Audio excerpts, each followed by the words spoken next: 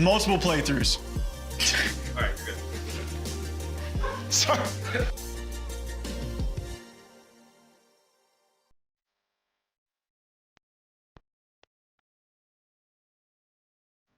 What is going on, Gaming Nation Army? There we go. What is going on, Gaming Nation Army? There we go. Yep, we are live.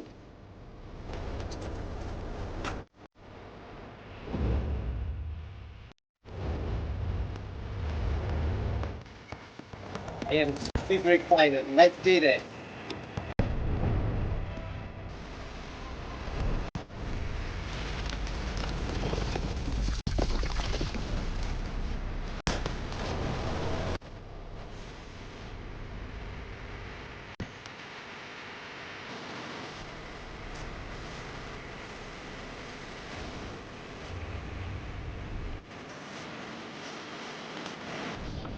Alright, this is getting excited.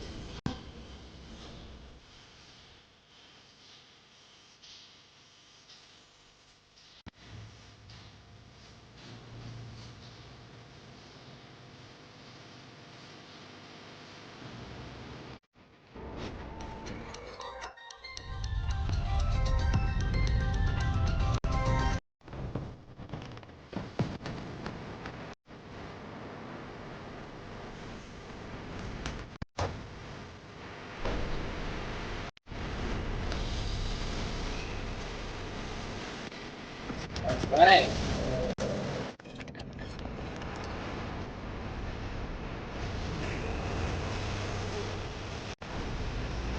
Let's see what this new game showcase could be. I'm super excited.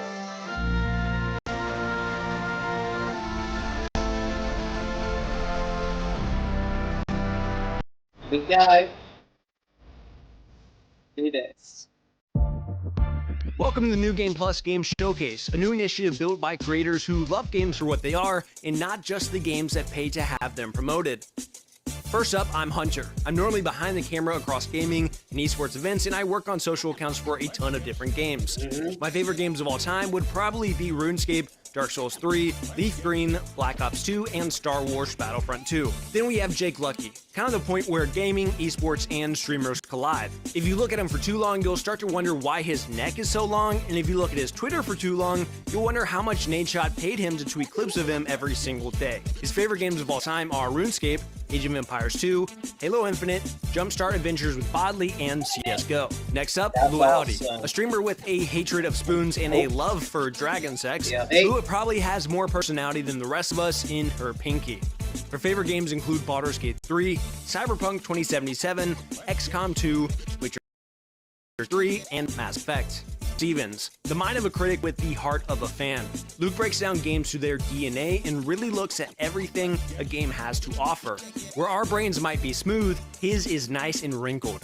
His favorite games of all time are Elden Ring, Kingdom Come Deliverance 2, Last of Us, Witcher 3, and Batman Arkham City.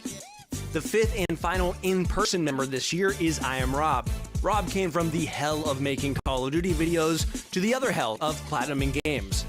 His favorite games of all time are Witcher 3, Halo 3, Batman Arkham City, X-Men Legends, and Call of Duty Modern Warfare 2. Not to be confused with Call of Duty Modern Warfare 2 or Call of Duty Modern Warfare 2 Remastered. Then our final member is Blue Thunder, the man who is always spotlighting the next hidden gem before anyone else sees it coming. He just had a beautiful second child that luckily takes after his wife, so he's not here in person but was a major part of the showcase. His favorite games of all time are Resident Evil 2, Silent Hill 2, Elden Ring, The Last of Us, and Metal Gear Solid 2. Together, we're pressing into how we think game showcases should feel: conversational, authentic, and transparent. We are here to celebrate what actually excites us: incredible worlds, creative devs, and stories behind those games that we love so much. There's no paid placements, no marketing scripts, just pure passion and excitement for what's coming up in gaming. You can expect a wide range of content, including new trailers, fresh gameplay, developer interviews, behind-the-scenes content, and even some updates to your favorite games. So sit back, grab your drink of choice, and let's dive into some of the games that we think are worth your attention. This is the New Game Plus Game Showcase. Yeah, also, who picked the name? New Game. It's a work in progress. Wait, what's the name of New it? Game Plus shows the showcase. New plus the game plus the showcase. Have we trademarked that yet? Because I don't. Oh, God. Well, we have cups. We That's already most of got it. this cup. Sick name. The cups are done, We dude. might have to cut our losses. There's no changing it up. Cheers. Perfect. I don't know. It's great. Let's begin. New All right, guys, so first up, we have 3 awesome games. We have Blind Descent, Owlcat, we have Deep Dish Dungeon coming from Behold and Raw Fury, as well as an exclusive interview with the Dawnwalker creative director. Alright, let's go.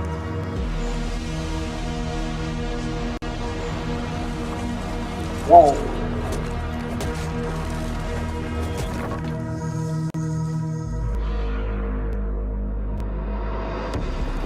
Visual soundtrack by Blockbusters.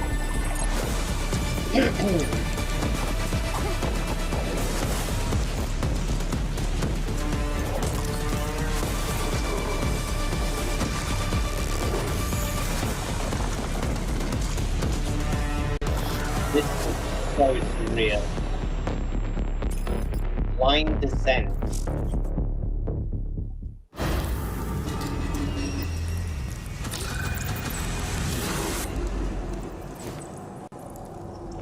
Okay, this is a game from Raw Fury.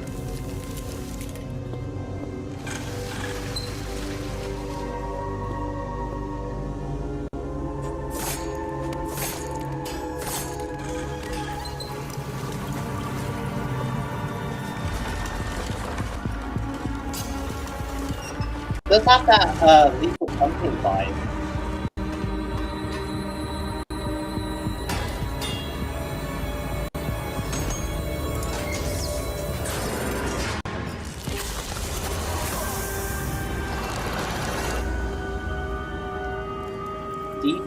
Deep Dish Dungeon.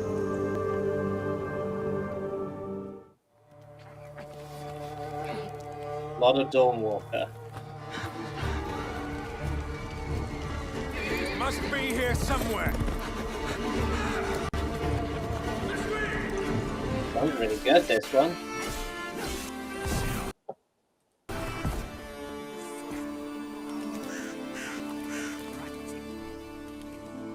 A Dawnwalker is like a special kind of being in our IP.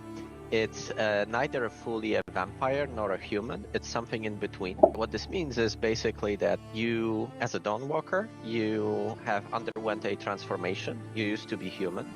And now, during the nighttime, you do get all the powers and the difficulties of being a vampire. So you get the blood craving and so on. But during daytime, these powers are dormant and you still have to eat. You have all the weaknesses of a human, right? But also the perks of being human. One of the things that is unique to humans in our IP is being able to use magic, so casting spells. The Dawnwalkers are not very commonplace in that IP. They are very, very rare, rarer than vampires. So you as a Dawnwalker are kind of special in this. I would say the short-term things that have immediate impact on the character development are you have to feed on, you know, either animals or humans on blood suddenly, right? So you get these cravings, you get these like weird, eerie experiences that you didn't have as a human. Francis and his clique of vampires actually caught him on his low point when he was vulnerable. He has used a specific traits of vampiric blood in order to cement his position in the valley. Because, you know, as you might imagine, having a bloodsucker as your lord might be a tough sell. However, if the alternative is getting sick and, you know, dying in thousands, actually it doesn't sound as such a horrible thing. He tries to kind of distort the religious beliefs in order to install himself as a savior of the valley. We do explore this in the game, so you might see, like, for example, statues erected to Francis, new iconography shown in the local cathedral, for example. and in the castle and so on. There is this whole cult of personality he builds around himself. So he basically shows himself as something better than the old order, right? We do have a mechanic tied to shrines that are erected across the valley, and Brensis puts a lot of attention to kind of twist them to his own image. And these do have a functionality. When you play the game, we have assigned specific functions to them. Generally speaking, one of the things we wanted to achieve in this game is to have Brensis being this active antagonist. You know, in a lot of games, the antagonists are out there to be defeated, but generally speaking, you have free reign, you do your own thing, and it doesn't really, change much in how they approach you. In this game, what we wanted to do is to have Brensis react to your actions as you complete different activities throughout the valley, as you maybe undermine his operations and so on. It's kind of like his seal of approval. Exactly. So it's like, so basically the way you can think about it is like the more you do in the valley, especially if you undermine Brensis, you will gain notoriety. The more notorious you are, the more edicts Brensis will pass in order to thwart you. So for example, he might send out more soldiers to patrol roads and villages, right? He might, in some extreme cases, maybe even initiate a lockdown of the city to basically hamper your ways of traversing it, right? There is a number of these edicts we have prepared, and each of them is designed to kind of twist and change the general open world gameplay. It also has benefits. There are factions in the valley that dislike Brensis, so the more notoriety you gain, the better standing with them you get, like they actually like that. There is a number of plot lines that you can follow if you want. You can also cut them off because we have added these systems where, for example, you might lose control over Cohen when he's a vampire if he was hungry. You might kill off some important NPCs, and then the plotline just cuts off basically, or you get some alternative version. There are some ways to enter the castle in the open world. You can ignore these side plotlines. You can level up Cohen and decide to attack the castle on your own. Out of curiosity, is there romance? Romance, yes, of course. We do have romance options, yes. We didn't delve deep into with whom yet. Okay. And I'll leave that for the future to talk about. However, yes, you can expect to build relationships with characters. Like I said, there is one main goal, very varying ways to get to it. These different ways that you pick will impact, what happens with Veil Sangora in the end, and it's all up to you. And I think, I really recommend experimenting with this stuff and having fun with it. Okay. First one, Blind Descent, Martian, survival, co-op, adventure. Gives me Hi, Donna. in the best way possible. I really like it, but more with land exploration, which is really cool. I honestly can't wait to try it. We're also going to see a lot of survival games today. So I think it all comes down to what the ultimate depth of the game is. But my first thought when I saw Martian land was No Man's Sky. That's obviously maybe a reach for expectation-wise, and definitely a tall task. But when I heard Martian, I thought No Man's Sky-esque. Like you said, a lot of survival games, but I think it's popular right now, and I'm hopeful that a lot of them do it right. But this is going underneath Mars and has aliens. It looks interesting. I like it. How you been doing, my friend? I'm doing the variety of ecosystems and aliens and plants that they bring up. Well, like you said, it's I'm doing all right today, but like and so they share a lot of things mechanically, but for me, it's usually a vibe. And this one has making some videos today. Yeah, it's a good vibe. That's why I wonder how that gameplay loop goes. How far down can you go? What kind of biomes are you experiencing as you continue to go down? And like you said, with survivals, we see a lot of the same loops. So how can they? I started the stream at 9 o'clock. Yeah, again, we're gonna talk about it a lot, but if you can cut a tree down, I'm good for survival games. At that point, I'm the target audience. Then we have Deep Dish Dungeon, co-op dungeon crawling, a survival game, handcrafted dungeon. You gather resources, cook to strengthen your party. You can party up with friends. I'm excited for it. Speaking of vibes, this thing is a vibe. I don't know what you'd call that art style, but whatever it is, it's like pixel art, but then they also have some voxel type tech for digging and breaking things. I don't know, whatever it is, I like. What's voxel type tech? Okay, so voxel. That's not number one of the day. When I see that, I'm very basic. I'm like, that's got to be some form of pixel art, which is definitely coming back. I feel like we're seeing more games kind of pull back that old view, that old like Minecraft pixel art, whatever you want to call it, voxel view. I will be honest with you guys. While you guys are talking about pixels, I'm thinking I hope I can kill my teammates in funny ways. So sure. I think it's because with the volume we were is watching high. the trailer together, and the first thing she was saying was like, "Hey, how do I kill those I'm with?" I mean, I have to imagine it's a dungeon crawling game about cooking in the dungeon. Surely you're gonna be able to accidentally poison yourself. Do you think you can get like? Okay, can you hear me now? By the way, to murder your. I bet you. Oh You're going. So I wonder though, with it being like in dungeons, like if they're gonna have an in-game proximity chat kind of thing. I hope it's one of my favorite things in games like this when you're like walking through and you can hear your friend off in the distance. I wonder if they'll do something like that. The Lethal Company. Okay, that's Looks like a can hear game them that's meant to be screaming. Like screaming. enjoyed with friends, for sure. Yeah, like at Me least and Jake gonna be in their edition in that dungeon. like at least a co-op. He's across the world. I'm like, Rob, you there? There. I'm dishing, baby. I'm dishing. I'm dishing. Making Can you bring the carrot? What are you making? Lasagna. Yeah, no, but it looks very promising though. Next up, we have Dawnwalker. Lua had a crazy conversation with her creative director. Single player, vampire, RPG. It looks incredible. I think the 30-day system is awesome and, like you said, gives weight to things. And then the whole, like, there's so many decisions you can make. What I find really interesting about the game is that Colin, the protagonist, is half vampire, half man. And even though, like, all of that sounds great by itself, there's even another layer where at night, of course, he can use vampiric abilities that he doesn't get to use during the daytime.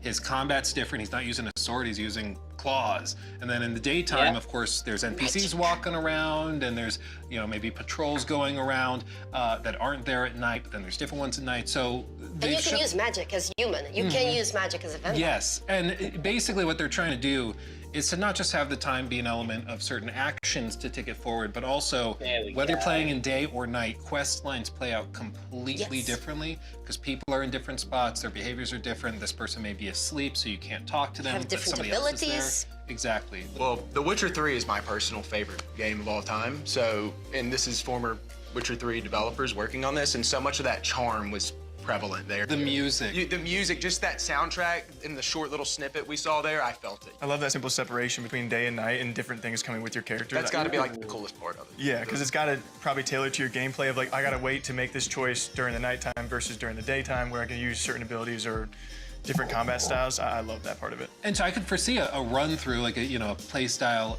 where you're playing only at night for missions. You're just doing stealthy vampire stuff, and you're eating people, or you're drinking blood rather, not eating people. I don't know, maybe it's not way.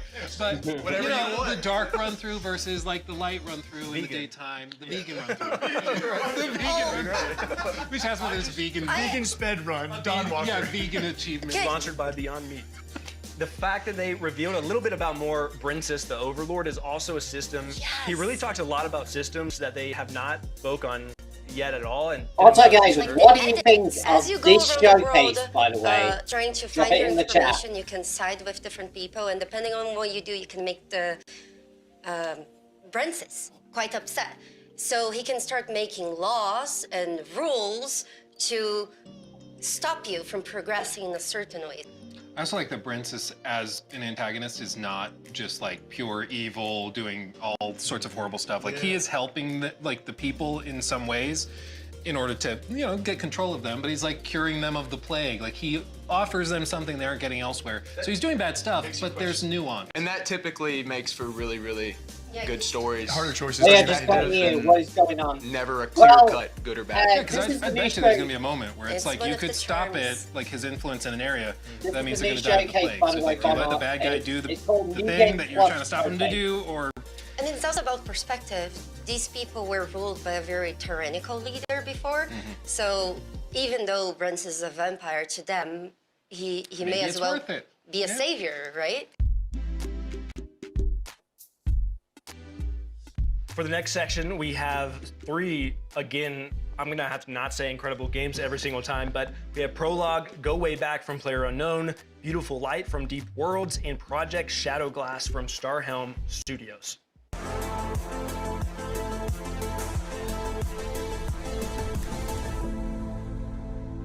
It's just an infinite map generator with some game loops on top of it. So you have a survival loop, which is pretty hard.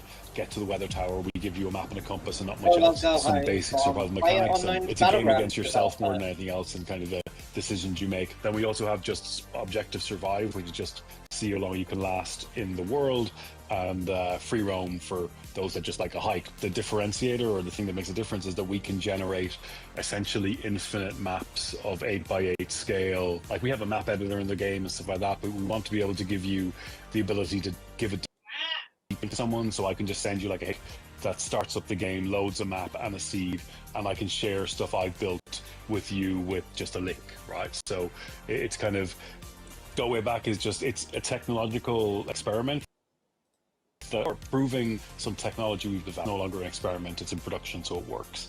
But it's also going back to my survival games and those kind of just, I'm not giving anyone missions to do, it's just get there, and how you get there is fully up to you. Basically, if you play the same seed, you get the same weather, I'm pretty sure you get the same cabin layout, and you maybe get the same loot.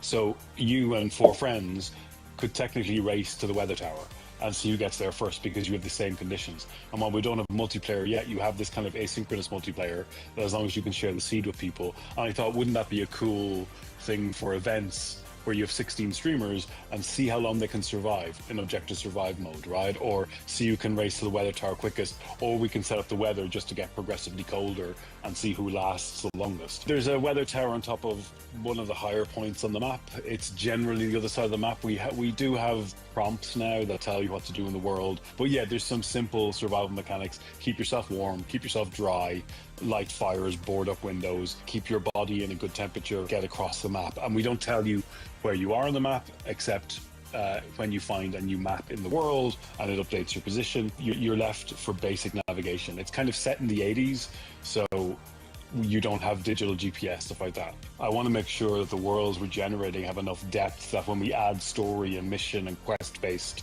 content, that the worlds feel like coherent and real enough that it makes sense. Like, I want to have pathing, I want to have like infrastructure, like telephone lines, this kind of stuff, so the cabins aren't just random cabins in the forest, that there seems to be some, like, you know, logical placement of stuff in the world. And once we have those in, then we can more easily go, well, okay, you need to connect all the substations to bring power to the weather tower so you can get a message or go and do various things. Right now, there's a bunch of cabins and there's survival mechanics, but we want to add a lot more depth to the environment. Preface is a tech demo. That I always said I wanted to release a free tech demo of the engine we're building, and that's what Preface is. And the kind of poetic thing is that my last game will be Preface, because it'll just be a visualization of what's possible with our engine at that time. And it's more like Minecraft Survival, that it's an example of what you can do with the engine, and it'll be open source and free for everyone, so you can do whatever you want. So having this kind of digital space, like an internet in 3D, I don't see anyone working towards that. I see small bubbles, but I don't see anyone really trying to do Earth-scale terrain with millions of people. And that's kind of the bigger goal, and that's why we've broken it down into 3 games. The aim is that you should be able to do anything from 10 by 10 to 100 by 100 with 5v5 or 100v100 relatively easily and not have any problems. We will build maybe an Earth-scale terrain, maybe smaller, with hopefully a network layer that supports millions of people. That will be kind of a survival civilization MMO type game. But again, that's just one layer of the world. Like, I want you to be able to just jump around the world and see what's happening, because you should be able to, like, I think if you want to interact with the world, there should be a layer of survival you have to do, or a layer of gameplay in order to kind of leave your impression on the world. Alright, so that was the prologue. Go Way Back. Let's see what the next one is. Quebec Charlie to Quebec Romeo Foxtrot. We got your location report. Deep Worlds, okay. Operation zone. Good luck. Over. So this is actual in-game footage from the game itself. What the heck? What is this?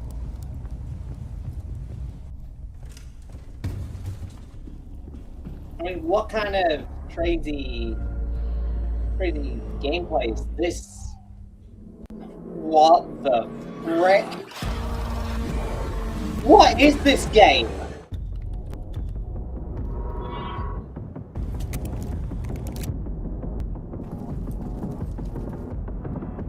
What in the...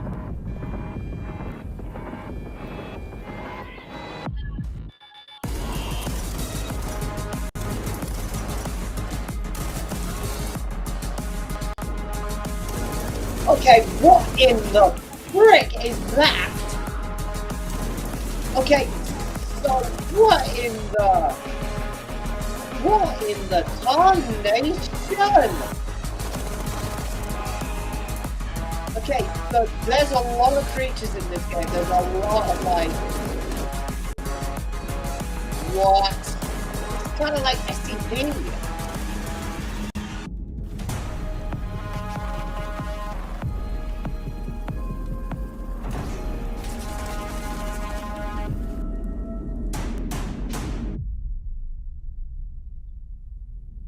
Enter, secure, extract. Whoa! Oh, hey Sam, welcome to the stream! In a world where pixels and welcome are to 2D. New Game Plus Showcase. Now, there's 3D. Oh, I'm just with you. I'm Dominic John, the dev behind Project Shadowglass, a 3D pixelated RPG that's a love letter to classic immersive sims like Thief and System Shock. This video is a series of prototype rooms that I've been working on some of the core systems in. No art, no assets will be generated by AI. This is all human-made, hand-placed, made by me and artists like me because we love what we do. This looks pretty incredible. All handmade.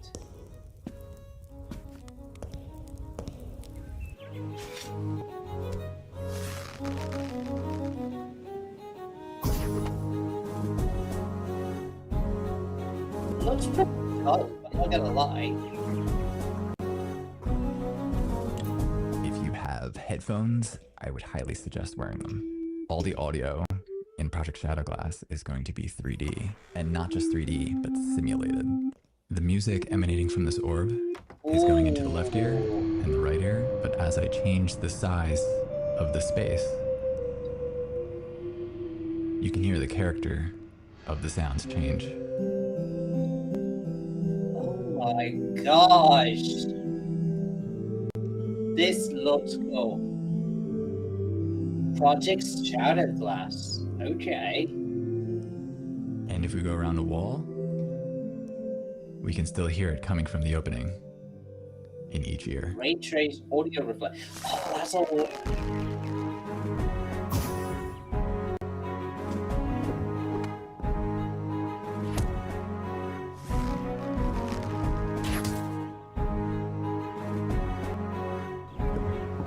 This looks impressive.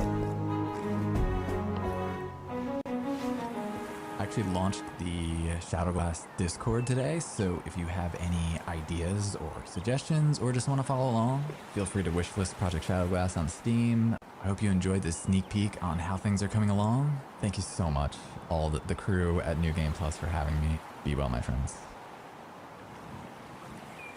So, demo is coming out later this year, so this looks pretty good by Star Health. To start with, Prologue, Go Way Back, another survival game that we're seeing, and we were talking, it's a bare bones survival game where there is no common enemy. Your enemy is the elements, where you just have to try and survive and make it to that point. So if you guys don't know Brendan Green, he not only was behind the Battle Royale mode of H1Z1, which we talked a long time about, he was also the creator of PUBG. So people have a lot of faith in him, yeah, and he calls his 10-year plan, and he talks about his ultimate goal being he wants 1 million players on a server. He wants the internet to be made 3D and for all of us to actually truly be able to play together. which I know is a crazy transition from us talking about a survival game. Single-player survival game. Like we want to cover their survival game because I love survival games, and they're going to be branching out on this game for the next few years until they have multiplayer, until they have weapons, and they have PvE and animals to fight against. But it's also part of a much bigger picture. Also, story. He mentioned that they will be adding also a story to the Things world. to do, yeah. Yes. That's got to be like one of the most ambitious projects out there right now. Yeah, I mean, it's crazy to What's so think funny about him is that he's like, yeah, I want like millions of players to be playing together on like a gigantic map, but you know, not to undersell it. Shoot for the stars, brother. Shoot for the stars. No one's done that yet. Next game we talked about was Beautiful Light by Deep Worlds SA. That's a PvP tactical extraction shooter. There are 6 3-person squads, and there's also a lot of anomalies and monsters and stuff that we saw in it. Looks like I'm gonna be scared. Yeah, it looks very scary. I mean, I appreciated that it was very immersive. Like he had the sort of Pip-Boy looking thing over there. Yeah. And speaking of big words, I actually looked up what that's called. It's called diegetic UI. Oh, did you say diegetic? Diegetic. Thinking the same. Diegetic. That word. But it's really, really cool in games like this, especially because it's like hyper immersive. Yeah. There's no UI popping up being like, oh, attack incoming. It's just, no, you are in the moment, you're in the game, listen around you, look at the thing on the character itself. It's I love so that. surreal. So you can play as a monster, Yeah. or as really? or as the soldier. Is there controller support? I don't know. Great question. Duality, she just threw up her mouth. I have nothing against controllers, but I believe there's a right time for mouse and keyboard and a right time for keyboards. And he believes that the right time for a controller is when you're playing shooter games. It's obviously better than mouse and keyboard is better for that. But not for him. I would edit my own YouTube videos with a controller. Yeah, he said that earlier. That's how passionate. Which is a patently insane thing to say. Yeah, then we have Project Shadow Glass. Voxel art. I really enjoyed the This is Starhelm Studios. It's an immersive sim. We've all seen it. I think it went viral from that AI post. There was like an AI post that looked just like it, and then he was like, "I'm making a game like this. It's not AI." I looked up the video because he has a YouTube channel where you can actually see kind of behind the scenes. And when that clip of the AI generated art went viral, he saw it and thought like, "I didn't think anybody wanted this. I was just like, it was a fun side project." And then he saw people wanted it and thought it looked awesome, and he put it out, but it's real. Well, we talked about it earlier. You know, there's a desire for stuff like that, more simplicity, kind of retro feel. It feels like the game is still learning what it wants to be. Like he's working on the graphics, the basics, the music, and as like they have a bow and an arrow, and hopefully as they work on the project, they start feeling what it will grow to be, what kind of game it will develop itself into. Yeah, my understanding is right now it is just Project Shadow Glass, and it's going to eventually become like a video game, but right now it's just kind of proof of concept that the art works, the crazy math behind it works, and like it can grow to a game, but it's certainly very, very well, I wish him nothing but success. Yeah, he seems like because it seems like awesome I just dude. love a good passion project. Yeah. You can tell there's a lot of heart in that. Passion project. I feel like I initially, like everyone else, why I went so viral, I got attached to that same artwork, but then when he further explains and shows you some concepts that you weren't expecting out of a game with that artwork or that design, when he's showing, you said the R6 lean in there. And you, that threw me off. The little bow like, behind. I was like, is that a Rainbow Six Siege? You threw that in there, and then of course they got the wall grapple, and then with the whole audio design as well. I mean, I'm definitely. I remember seeing that clip that went viral. I remember seeing it. I was like, wow, that looks incredible. Like walking up to the castle. Okay, here's the next one. This section we have 3 what I would consider kind of sci-fi games a little bit, but we have Aphelion from Don't Nod, which we have an incredible look behind the scenes of the music with the composer themselves, as well as The Expanse Osiris Reborn from Owlcat. If you're familiar with The Expanse, super exciting, and also Distant Shores, Brittany. All right, let's take a look at the first game by Don't Nod. The developers are the already brilliant game past. They're working on a sci-fi project called Aphelion. I'm a film music composer. Aphelion, I am the composer for Aphelion, the video game. I remember having a message from Talal saying that he loved the score of Summit of the Gods and they are working on a new video game. and inviting me to come to the studio and to. Also, what do you meet, guys think of the team? The It was very Aphelion, important for me to which understand is the latest game from Donut. the music would be interactive. So how to compose, how to write music that would be interactive, with models, with stems, with separating the different elements, and at the same time, how could the music, how the structure of the music would be an evolving structure. It was very important for me, for Ariane and Thomas, like that the log line is the story, both of them. So there is a theme that conveys this emotional relationship between them.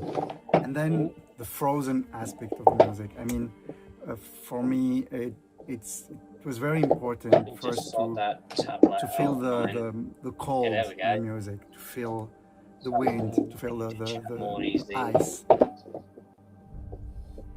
It's an instrument that had been invented by the Bachet brothers in the mid-20th century.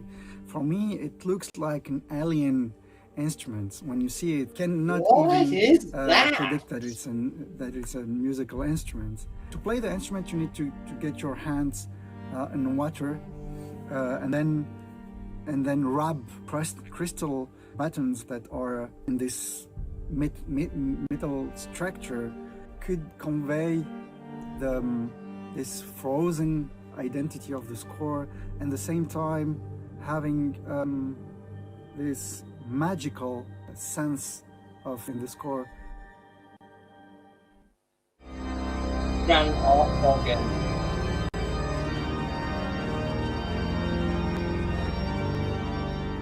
There is a sacred feeling also to this planet. It's a huge planet, but I wanted a huge instrument and that it could also play very soft. The organ has a lot of sounds. It could be very soft, it could be very aggressive, it could be large, it could be intimate. For me, it's the planet. The planet could be very welcoming and suddenly very, how to say, very dangerous and very sacred at the same time. So I thought that the organ could give this majestuous feeling to the score.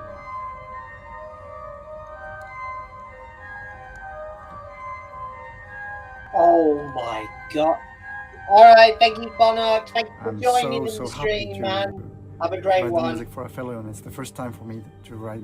Sam, any thoughts on this one? And it's a lot of fun.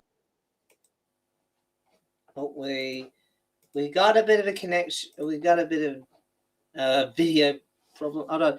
Let me get back into the video, guys. I do apologize about that. Okay. Sorry, guys.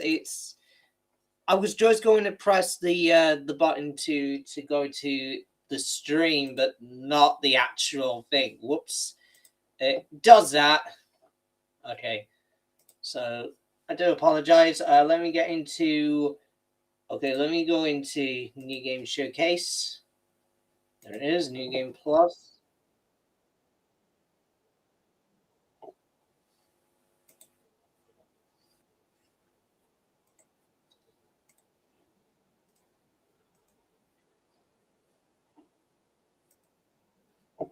Sitting down and lining what are possible ways that the player might perceive the game, the power fantasies, how he can express himself in combat. So he is sniper, he might want to be a hacker, maybe an engineer, something else. I do apologize about that, guys. We thought how to mix it up a bit, how to let player to experiment with what he encounters during the game. So, for example, when he finds a shoulder cannon, as we've shown in the announcement trailer, even if he is a sniper, he might want to experiment with that. Why not? It fits the universe, it fits the playstyle. He might want to see how it works, and so we decided the possibility to do that. That was the idea behind the playstyle. So playstyle is basically the starting preset that kind of gently guides you towards the certain direction of your power fantasy of how you play the game. At some point, the player will need to commit to his choices. So again, it's important part of the choices system, you know. If you just can switch everything on the fly, that kind of makes your choices less important. So at some point you need to stick to particular guns, particular gadgets, and you just build around them. We give you some time to experiment, but you will need to commit. During the character creation, you will have to choose between three major factions, your origin, so you will be either Belter or Earther or Martian. Facial customization, appearance, you can choose your body type. So you will be playing as a Pinkwater mercenary with different type of origin that you would create. You will have your sibling with the same, like, identical one. They will look a little bit different because they're their own person, they have their own personality. These events are set during the first 3 books, I think. You will start on Eris and witness basically Mass the Effect, events from a different angle. This is like and, Indie this part universe. will be to some degree shown in your character creation. Every companion should belong somewhere in the universe, and they have their own background, consisting of their faction and their acquaintance. They have some background story, their own struggles. All this stuff will influence how they perceive the situations player encounters. So in every major plot event, they will have their opinions. They might hint you towards some decisions. They might provide you some assistance, or maybe even some crucial contacts to go for help, for advice, for military support, maybe. Of course, they will have their own stories, their own struggles, and you can choose to help them, or maybe to ignore their own stories, totally depending on how you want to be invested in this particular companion. The choices you make for those companions also will matter in long term. Yep, some of them will have romances, and you can see on our background companions. Perfect, We cannot thank say you. who is going to have romance, but there will definitely be romance in our game. It's a small crew on the small ship. You know, the Expanse, it's a universe where everyone flies in very tight spaces for a very long time. So there is a dynamics in the crew as well.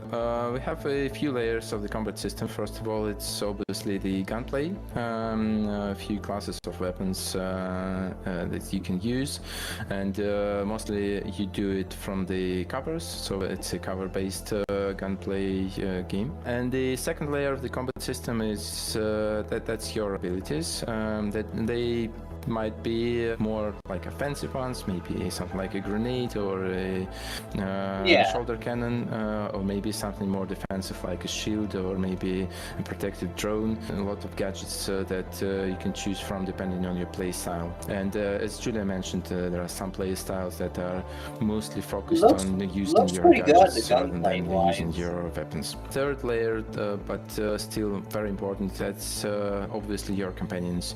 They have their impact on the combat.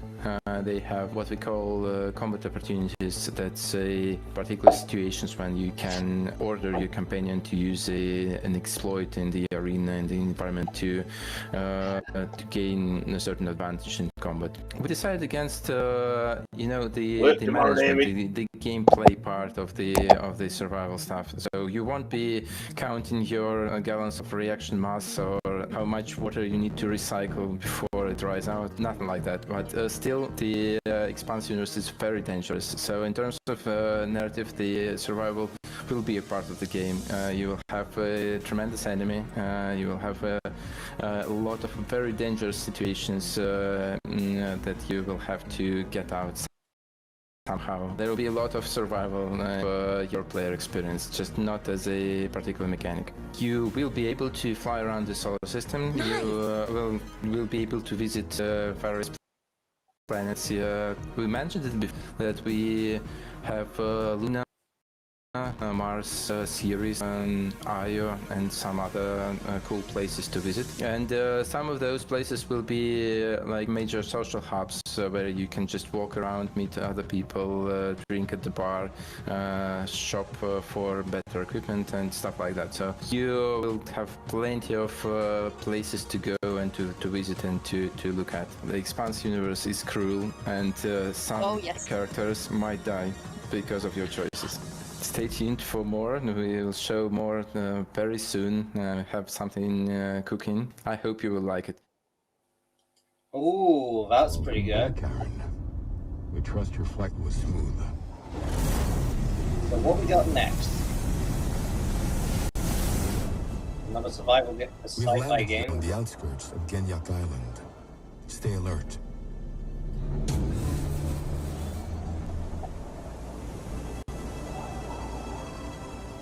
Hey, Aaron, it's Thomas.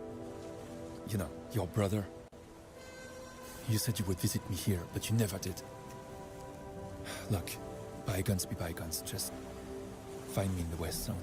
I'll be waiting.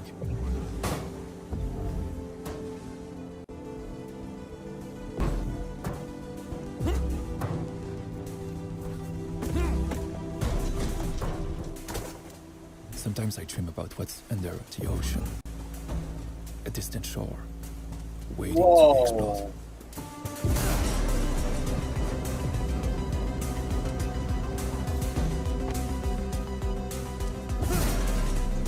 This is really good.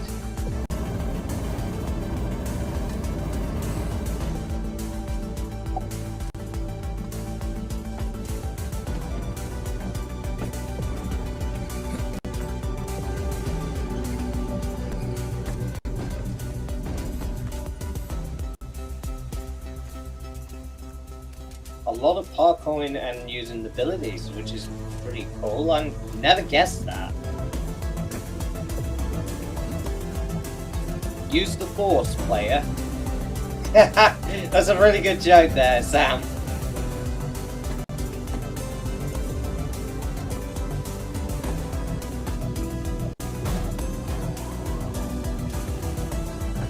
I kind of like how you use the abilities to force to push or break anything. I think that's a really good concept there.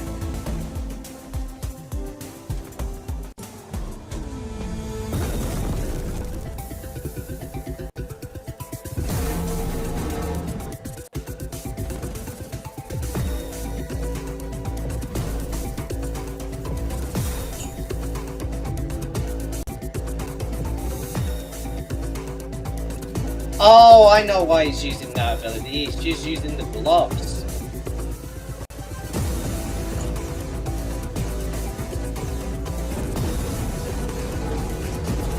Oh, he's magnetizing it.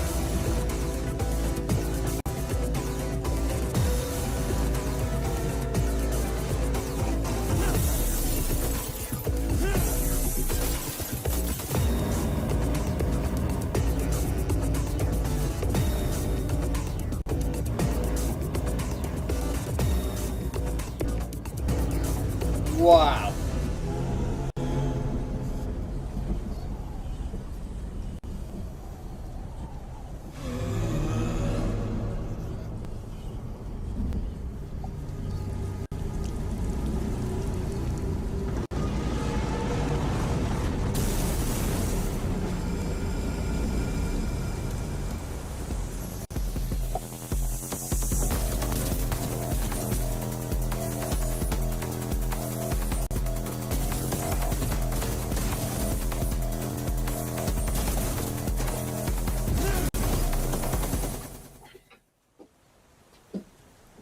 This is worth looking for puzzle solving and parkouring, yeah. Also, earlier today, I tried out Far Far West, which has also appeared in this showcase today. If you guys want to check out more of the... Yeah. If you guys want to check out more of the showcase, you can check it out over at New Game Plus's official YouTube channel. Link is in the description. and that one is Distant Shore, only on Steam, which I'm really excited. Let's start with Aphelion. My understanding is it's a dual protagonist game, so you'll actually be swapping back and forth Aphelion, as they but I sort of don't work know. together. And I'm sure there's parts where you're separated, parts where maybe you're together, working together. to Very get out of it. emotional story. There's that so much world, potential for stories like that. The dual protagonists, seeing feel it like- converge in the end. You know it's going to be an emotional game, especially when they put so much emphasis in the music. I feel like music is a tool to catalyst emotions, so it's definitely something that... We were actually talking about that earlier today, music and video, and not just video games, and art in general, and media. Good music changes It a changes game everything. from a game being a good game to a memorable game, a game that will stick with you in a long time. So. Well, and Donut has a pretty storied background when it comes to narrative games, whether it's like Life is Strange or like one of my old school favorites, Vampire. Like they try different stuff, weird stuff even sometimes, and so this is exciting to see them doing something. They were using super alien music instruments, so... Yeah. What was it called? Is A Crystal Bachette. Crystal Bachette. Oh, you're talking about the hand wedding one? Yeah. You're really into this hand wedding, right? That's like the only I thing kind you of want took to away. try it, honestly. I mean, how do you discover that technique of like, oh, that makes that, yes. that this is an award-winning composer of the Summit of the Gods as well. So what I find super impressive is just, I feel like people sleep on music so much in games, and then you see behind the scenes of this entire, like, they're in a famous church in Paris playing the organ. Actually has been a blast to see video game music evolve during the years. Like, video games has some great music, like... It's one of those things, when it's working, you, like a lot of times... Also, the game's movie, when music is really good, Oh, you're thinking you don't about? really think about it. Yeah. But then when it's exceptional, like I an go into this exhibition little, or this little like QR the code. Witcher vibes, you know, then remember. I But a lot of the will, games you play, yeah. you probably don't look up the soundtrack, even though the game is pretty good, you know? Ironically, my Spotify rap this year was like mostly video game scores. I think there's often correlation though whenever a developer does take the music very seriously in a game. It often reflects. I'm sure they're taking other parts. It reflects in every other. I mean, think about it. All think about the games with best scores ever, like you just said, The Witcher 3 or whatever. I mean, it correlates to every other aspect of the game. They take it seriously. Let me have a look. Another sci-fi game that is probably one of the most anticipated sci-fi games for a very long time is The Expanse: Osiris Reborn, which is from Owlcat as well. It is a third-person action RPG, obviously set in the Expanse universe. The Expanse is a book and a show, so they're taking inspiration from both, but at the same time, it doesn't require previous knowledge of either for you to be able to enjoy this. In this game, you're going to be living more or less through what happens in the show. However, from a different perspective, from a different side, with your own group of people, with your own environment, that you get to make your own choices. I think an important thing to frame all of the Expanse game with is that coming from Owlcat, they are a studio that did like Rogue Trader, for example. Their bread and butter is intense, gritty narratives with unbelievable levels of roleplay depth and choice and consequence, complex systems that interweave. And so seeing them go into this, which is of course a third-person cover-based shooter with many RPG mechanics. It's a different road, and I asked them about that in our interview, and it was like, how did this happen? Because typically they do sort of an isometric thing, and they just said when we decided we wanted to tackle the Expanse, it required that cinematic flair, and that's what they tackled, and they're doing a phenomenal job. I mean, the game looks beautiful. It looks very interesting to me. It looks kind of like Dead Space meets Gears of War, It's kind more of like gameplay-wise. Mass It did. Or, yeah, Mass Effect as well. The choice and the reputation you have with your companions will change, because your companions, they told us, will disagree with some of the sad or They will have their own about it. opinions. They'll have their own opinions, and they also, one interesting tidbit they mentioned was that when you are making choices in the game, they're not necessarily going to tell you if that was a big moment, if that, what you just said to them is going to seriously affect this thing over here. It will, but that's all behind the scenes. Their game was Distant Shore, Brittany. This is what went viral as almost a portal with magnets, and I think it looks like There you go, guys. It's such a unique concept. I can see it being big time. in the It's chat. one of those games like you didn't know you wanted, but then you see it like, oh, that looks like it Who tickles doesn't a like part of my brain. magnets? Yeah. Like we've seen versions of it before, but with everything it because it makes everyone think of a different game when you see it. Because we've heard Half-Life, we've heard Portal. I thought of Only Up during some parts of it. Yeah, I had it Only Up. And other puzzles. Mirror's Edge a little bit with like the parkouring So, while moving stuff. The See, it makes us think of so many showcase different things will be at found in once. the, So in I the think Steam it's link Just in the watching some chat. of that gameplay, I could see the rage So, already. Oh yeah. yeah, the boss. Oh yeah, Not happening. Well, and I think it's also really cool that they have boss mechanics because, like, you can tell it started with the idea of using magnets to like manipulate the environment, but then they're like, okay, well, we could raise the stakes, take it up a notch with these boss fights that are organic in the space. And It also mixes up because it's not just a puzzle game, so there is more to it and more that you. Yeah, there's a world that he even showed as well. It's more than just a puzzle game. There's a narrative behind it. Exactly. Like, they could have just stopped with the puzzle game. I think a lot of people would have been perfectly happy with that. But then they go and build on that with a story, boss fights, all sorts of stuff. Yeah, if it's not just reach a destination or do a final thing, but it's actually a narrative, like you said, that's really cool. I think it's one to keep an eye on. Yeah. Right, next up, 2 from Obsidian Next up, we have Entertainment. 2 very exciting updates coming from Obsidian, that being some updates for Avowed as well as Grounded 2. We also got exclusive time with them and had some interviews, which were very exciting. Alright, so I'm getting ready for 2 Obsidian Entertainment games for you, man. Right. First up, it's Avowed and Grounded 2. Avowed is a Obsidian first-person action RPG set in the world of Pillars of Eternity, where the player plays as an envoy sent by the Emperor of Adir to the Living Lands to investigate a mysterious plague that's kind of spreading throughout the lands, causing chaos, and you play as the envoy trying to figure out what's kind of going on down there. Do things that affect it in positive ways, negative ways, or in between type of ways, with that type of choice and consequence. In terms of, the post-launch things we've been supporting on it, like we've got a bunch of abilities added to the Ranger and Fighter trees to kind of more fill it out comparatively. That's The Grounded Wizards 2, and aspects they about got a it new that are like update to arachnophobia Grounded mode. 2. That was like a big community requested feature, as well as, changes to progression, improvements there, gear improvements, and as well as bug fixes and crash fixes. And you can play now as the different species. Yeah, we've added different species. The Amauin, Orlins, and Dwarves are now playable.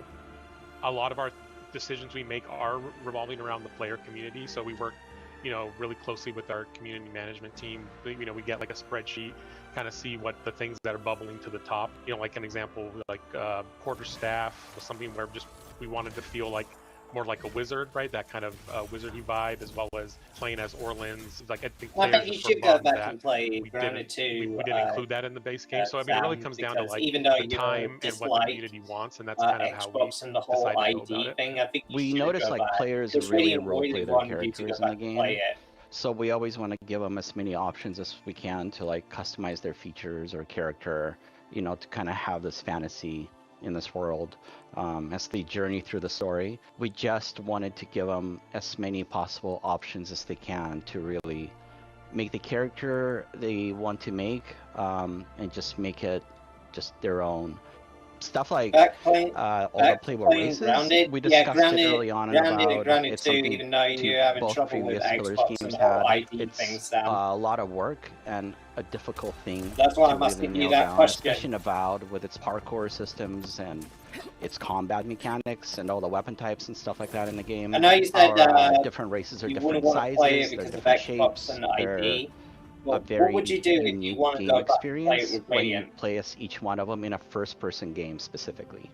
So it was something like new to Wrangle for Avowed. We had no time to finish it as we're making Avowed, and now we can give it to the players, so it's a more rounded experience compared to the original Pillars games. It should be a whole new way to play the game. If you pick an Orlin or an Amawa, it makes you feel completely different in the world, especially if you use third person or first person. It changes it again, how you feel and present in this game. So it's pretty awesome that we can finally bring that.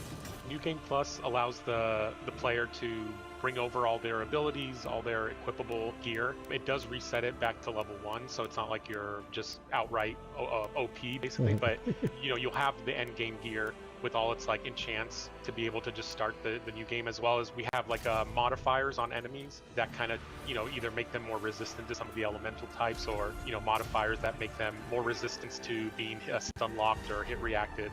And that kind of gets sprinkled in kind of somewhat randomly throughout that new. I'll Game look Plus into it and experience see to what kind I of get can that do added challenge, but regarding also let the players still feel somewhat like they're accumulating their abilities over the Grounded course to of maybe radio so We know community as players to like get to take by with. photos Yeah, of their that's great, envoys, but Sam. it's very That's good to difficult hear in the that you game. wanted You to, have to get the camera just even though you're right to get sacrificing a certain yourself distance from the to character, actually, or capture the you shot know, in a the whole conversation when you Xbox see your thing, character. but So this allows you to hey, really it's get 2026. I into think you it might need and to move capture some away, awesome move on shots from or that. some scary shots, depending which way you're going. We're super excited to announce that Avowed's finally going to come out to PS5. Pre-orders are going to be live today.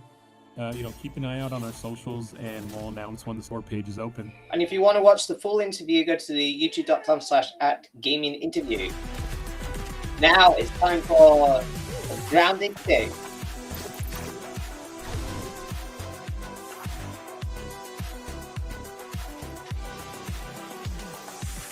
It's another exclusive. Grounded 2 is a survival game. It is set in a gigantic city park. You play as a teenager who has been shrunken to roughly the size of an ant, and you just have to survive in this environment with, insects that are the size of a bus, and figuring out how to eat and get some water and fight those bugs and craft new materials and new weapons. As you go and gain in power and get over those initial survival challenges, you can sort of get into the story of what has really happened in this park. A number of huge updates planned for the park. This is the first big content update that we have. We've been calling it the winter update. It's really about adding in this next big chunk to the park, and that comes with a lot of things that are very, very exciting for us. With this winter update, which is the community garden, is attached right to that early picnic area. On the map, it's just to the east of it, behind the gigantic statue of Tully and Burgle. This was our opportunity to really start delving into a brand new biome with everything that entailed. You've got a vegetable garden, you've got a greenhouse, and you've got a pumpkin patch. I All think of these Radiant's gonna introduce a love lot of this new new update. and different types of artwork and places for the player to explore. And then, of course, we need all the insects that go in these areas too. And so a ton of new insects that are in there. As I love to say, all of these insects, you can fight. Maybe they're docile and you can attack them.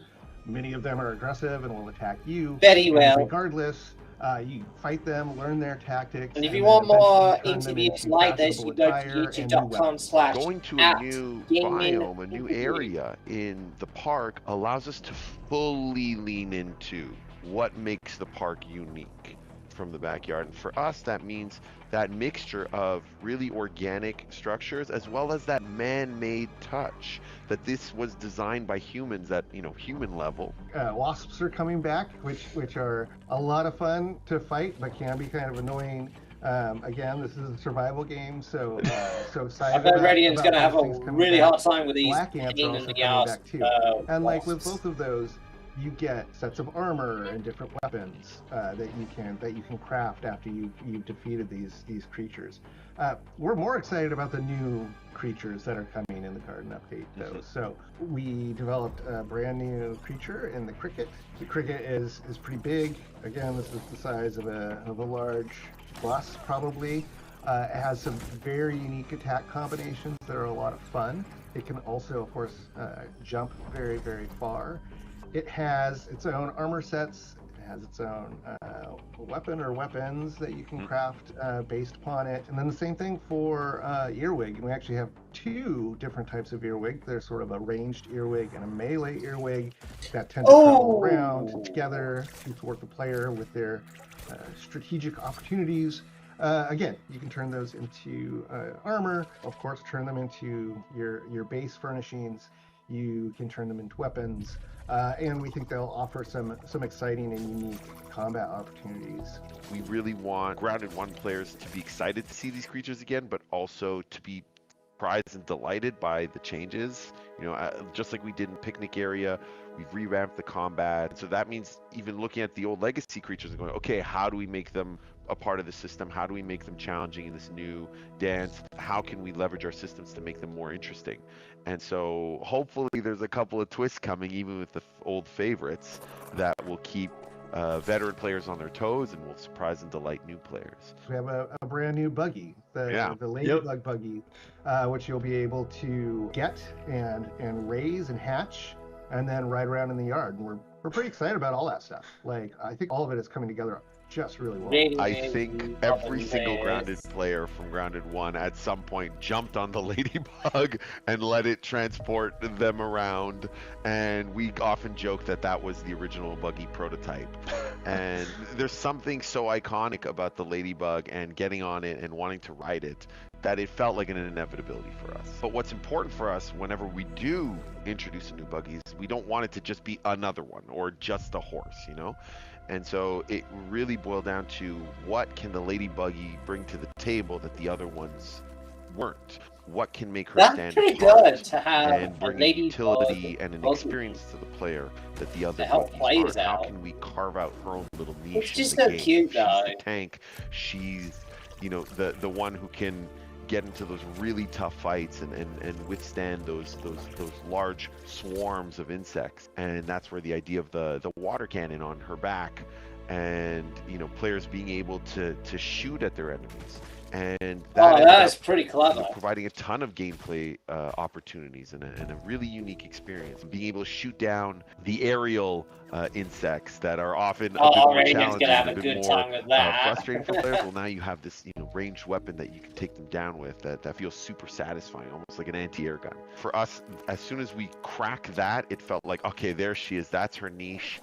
And now it's just about bringing that experience to life and finding moments in the garden experience to really highlight that and let that shine for the player. That's to treat the lady. So we saw about great interview that you did over there. We see now that we have New Game Plus coming. There's a photo mode, new weapon type, changing appearance. There's new character presets. You got new races, which species. Yeah, Lua will have a lot of fun with. Yeah, they're doing a lot, and I mean the game, of course, launched earlier this year. Obsidian's been very busy, yeah. And they're doing these free updates now. And so they also are adding New Game Plus, which adds a whole new reason for you to go back through the game. So the game is coming to PS5. Yay! We got another one. We got it. The Avowed Platinum Trophy was insane. Here we go. Yeah, but yeah, but it's coming and it's available for pre-order as of this show going live. So right now, so check it out. And when I talked to them, they were saying how important the community is to them, how they've listened to a lot of their feedback, like adding arachnophobia mode on Grounded. I was gonna say, Luke, if I'm scared of spiders, what do I do? Yeah, there's arachnophobia mode. But that's amazing. That's kind of their driving force, is looking at the community, what the community is saying, communicating. They're like, hey, we'd like more species and more customization options in Character Builder. Okay, we'll do that. And it's just really nice to see them do that. They could put it in a paid package, but they're not. They're just, you know, it's a labor of love, and that's... I really like how, as you're going to New Game Plus, you can also change your character's appearance. So you keep some of your skills and stuff, but if you are tired of how your character looks, or you want to do something new, try a different race, you can do that by just going to New Game Plus. You don't need to go back to the beginning. Besides that, we also had Grounded 2, which is bringing the Garden of Brook Hollow Park that is now going to be open. So it's a new they have new creatures, new tools, a new mushroom brick material that you can build more stuff with, and also a new ladybug buggy. A lady buggy. So sweet. For those of you watching, it's a play on word. Ladybug E, because you can mount it and ride it like a buggy. Yeah, and speaking to listening community, they also take a lot of feedback. This is a game that launched back into early access back in July, and so this is a major winter update is what they're calling it, and it was heavily requested to have more types of transport, which they're still planning more for the future that people can be excited about, but they always listen to feedback about, you know, should an insect be an enemy? Should an insect be what they call, you know, is it docile or docile? I'm from Iowa. Whatever you prefer. Yeah. And different insects can be friendly, some can be enemies, and then of course they can also treat them now as transport as well. You looked at Luke when you asked. Well, I'm not looking at you. And so with this update, they're doing this throughout a lot of the timeline. Like they're gonna give you a lot of these big updates, and you're gonna be kind of surprised of like when it first released early access, there was still plenty to do. It was a survival game, but if you were a fan of Grounded, the original, you knew they were still gonna have a great winter update for you like this. And so they have a lot on their roadmap, but because of the way the game is oddly like scaled down, you know, it's from Honey, I Shrunk the Kids, like the way it's shrunk down, they have so much they still want to do and will be doing for a long, long time. Well, and that cricket. Yeah, the cricket thing looks that thing's terrifying. horrifying. It turns around and like. You're like, wait, what's he doing? What's he doing? I gotta give them credit. Like Obsidian's been so crazy busy. Like the fact that you can put out 2 pretty sizable games in 1 year and a bunch of updates for it. And it seems like they were cooking something huge, right? Because Yeah, they just had Tim Kaine come back out of retirement. He's one of the creators of Fallout back in the day, and he didn't he also was some of the original creators of Vampire Bloodlines? I think he did. I think so. Yeah. Yes. He's kind of a legend of the industry. He in 2020 went and started doing consulting work with Obsidian, but he was, in his words, semi-retired. But he's actually gone back to Obsidian to work full-time in office, moved to the studio on some project that's unannounced, and he said, "Don't bother guessing. You will not guess it." So, new IP. New IP.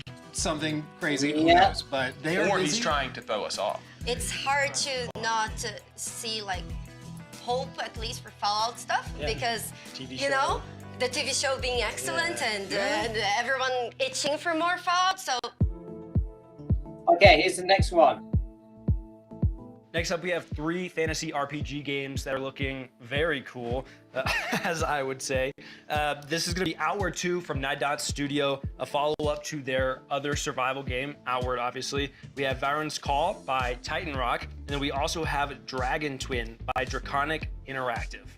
Okay, first up.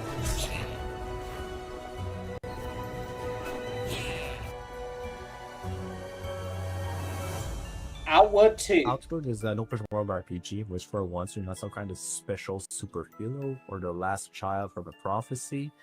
You're just a dude or a dudette. And the reason why we are downscaling who the player is because they want to be immersed more than they want to be powerful. And that was the big change in our approach. And we made all of our design decisions to be in alignment with this vision.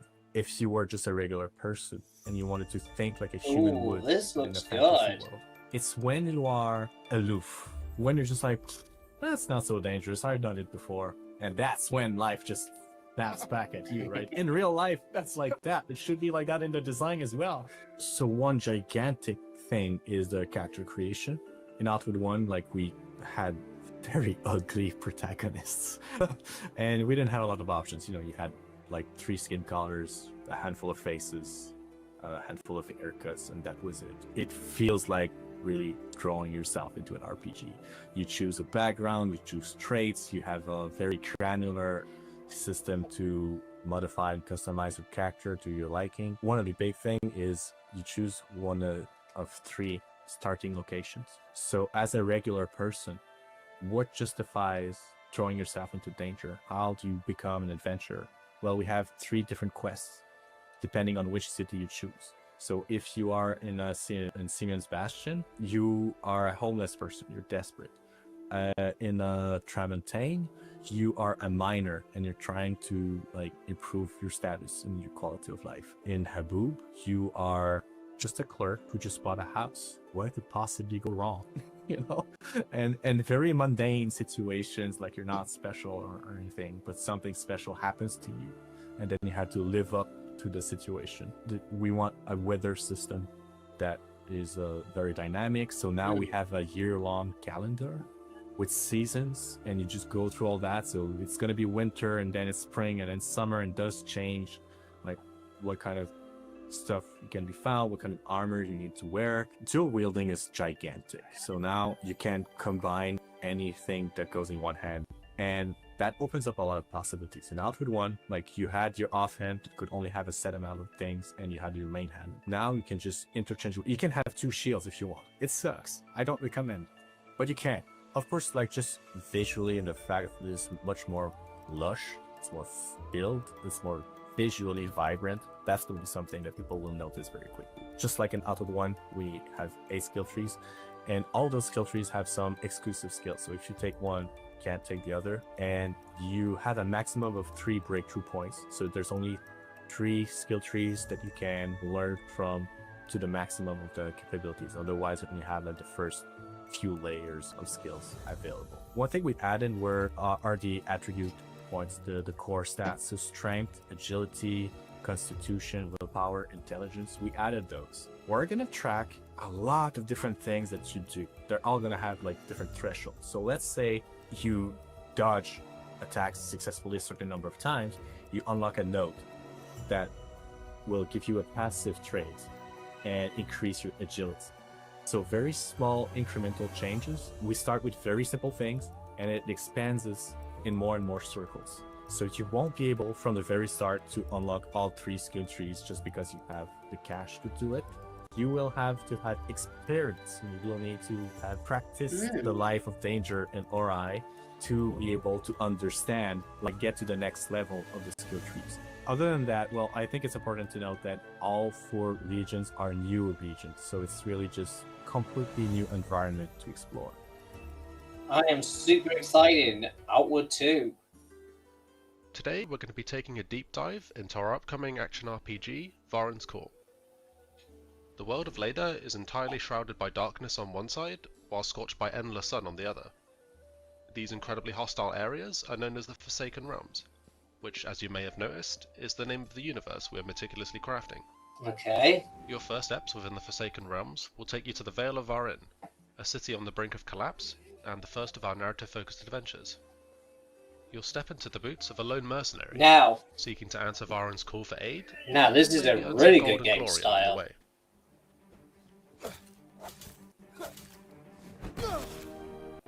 It's clear that Varen needs a hero, and every hero needs a way to slay the countless fantastical beasts they'll encounter. Varen's Call aims to cater to a wide range of playstyles, offering you the freedom to combat the unknown in a variety of ways. Whether you prefer to be a nimble-footed archer, flinging fireballs between arrows, or face your foes toe-to-toe as an axe-wielding whirlwind of death, the choice is yours. The game's classless system means you're never locked into playing a specific way. You have the ability to adapt, alter, or completely switch playstyles midway through your adventure. Unlock and spend perk points to obtain new skills and abilities, and level up your mercenary's core stats by gaining character experience. Hidden chests throughout the world will reward you with a range of weapons, armor, and unique trinkets, some providing unique effects to help you gain an edge in your next combat encounter. The local hamlet of South Vale acts as a hub, a safe space that provides various amenities for you to further develop your character. Use the forge to upgrade the weapons and armor you find throughout the world, and the dismantling bench to deconstruct items for materials. The spell crafting table can be used to increase the power of your magic. Everything from an area of effect freeze attack that stops the enemy in their tracks, to ripping up the ground from underneath their feet with destructive force. Use the trap making bench to upgrade and unlock new traps and gadgets. A nice complement to your arsenal, allowing you the opportunity to catch your enemies off guard. And finally, the alchemy cauldron. This can be used to custom brew a multitude of mixtures. Okay. From replenishing health and restoring stamina, to curing yourself of nasty status effects, these concoctions are sure to aid you on your journey. Okay, great. So you've equipped that shiny new helmet, purchased that slightly overpriced magic spell you always had your eyes on, and upgraded that new polybuster barrel to the volatile variant that has even more boom. You're ready to get back into the fight, but maybe you want a change of pace. Yes, you're supposed to be the hero and save the city, but heroes need breaks too. Besides, there's a whole world to explore, and quirky characters from all walks of life need your help with their problems. And you've come about the job. You might find yourself involved in a murder mystery, helping a local peacekeeper catch the criminal behind the death of her beloved friend. Or maybe you're on a mission to rid Varen of the Gnomi scourge that plagues the city, all because a crazy guy in an outhouse called you a hero? I know the truth! Maybe we should stick to the main task at hand after all. Varen's Call is soon to release on PC with full controller support, with the aim of releasing on consoles at a later date. Our game is inspired by classics like Fable and The Elder Scrolls, so if this sounds like your kind of adventure, consider heading over to Steam and adding it to your wishlist to stay up to date with us. Until then, we'll see you mercenaries soon. Alright, so Varen's Call. Okay, so looks pretty decent, pretty good so far. Lastly, Dragon Twin.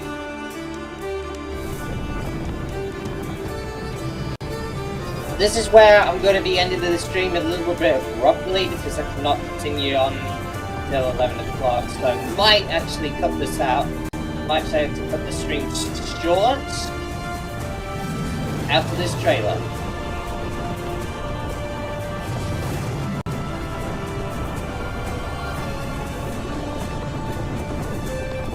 Looks pretty good. Oh, wow. So you play as a dragon in this one. I do like it when there's a lot going on.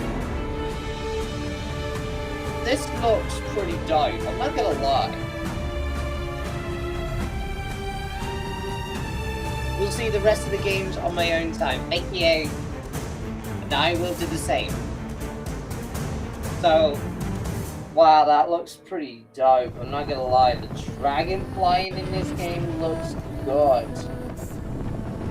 Oh, you only have to get early access demo is available only for Patreon supporters. Not so sure when it goes out into the public though, but we'll see.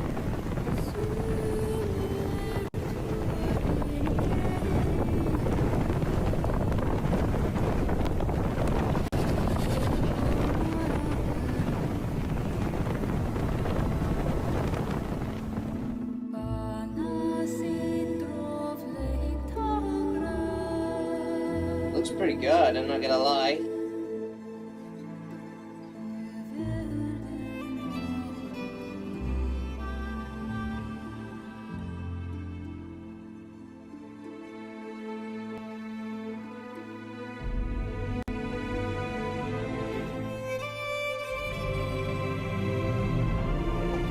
Okay guys, so I'm gonna mute this for a minute.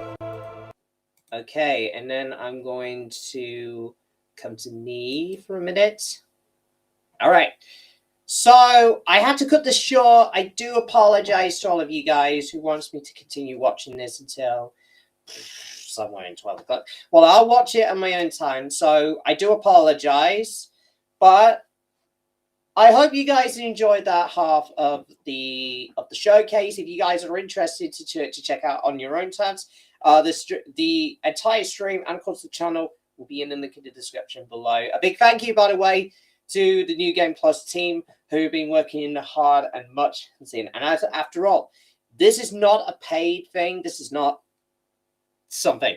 But I want to say a massive big thank you to the New Game Plus team because they've been super amazing, friendly, as well as I've been on the Discord server today. But if you want to check out more of their amazing work they're doing, their channel is in the link in the description below. Continue watching on there until I believe they're ending it at somewhere at, well, I'm not entirely sure because it's a 3.5 hour stream, so I might watch it on my own thing. Thank you very much to SE Records and of course Barnock for appearing in this stream today. I enjoyed this. I will be continuing on watching it before 11 o'clock. I'll see you guys in the next stream. But until then, this is David Robertson signing out. This is being. Oh, I do apologize. It was a bit of freezing.